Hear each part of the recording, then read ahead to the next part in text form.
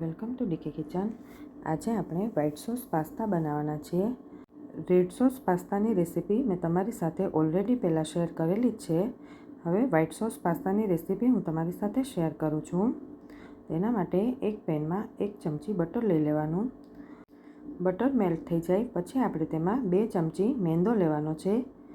મેંદાને આપણે સારી રીતે બટરમાં શેકી લેવાનો છે। મેંદાને આપણે સ્લો ફ્લેમ પર શેકી લેવાનો છે।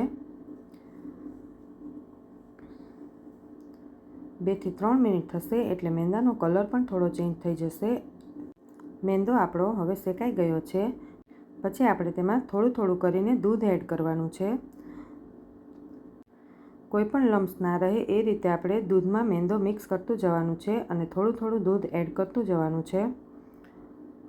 ટોટલ આપણે 1.5 કપ દૂધ એડ કરવાનું છે।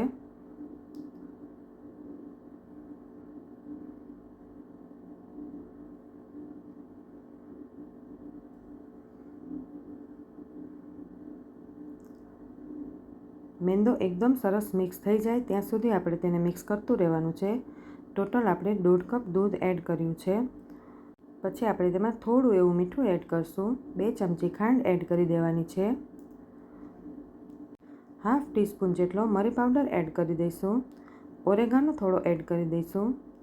પછી તેને આપણે સારી રીતે મિક્સ કરી દેવાનું છે। પછી તેમાં 2 ચીઝ ક્યુબ લીધી છે તેને આપણે છીણીને એડ કરી દેવાની છે। પછી તેને સારી રીતે મિક્સ કરતું જવાનું છે। ચીઝ બધું મેલ્ટ થઈ જશે ત્યાં સુધી આપણે તેને મિક્સ કરતું રહેવાનું છે। ચીઝ મેલ્ટ થઈ જશે એટલે આપણું દૂધ પણ થોડું ઘટ્ટ થઈ જશે। પછી આપણે 2 કપ બાફેલા પાસ્તા લેવાના છે એ એડ કરી દઈએ। રેડ સોસ પાસ્તાની રેસીપી મેં તમારી સાથે શેર કરી છે। તેમાં મેં પાસ્તા કેવી રીતે બાફવા એ પણ શેર કરેલું છે। તો પાસ્તા આપણા થઈ ગયા છે તો આપણે તેને એક પ્લેટમાં કાઢી લઈએ।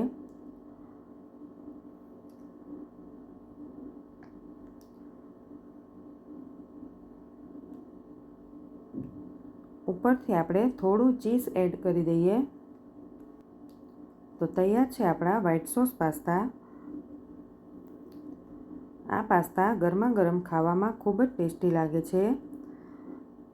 તમે પણ ઘરે જરૂરથી ટ્રાય કરજો। જો તમને મારો વિડીયો ગમ્યો હોય તો લાઈક, શેર અને સબસ્ક્રાઈબ કરવાનું ના ભૂલતા।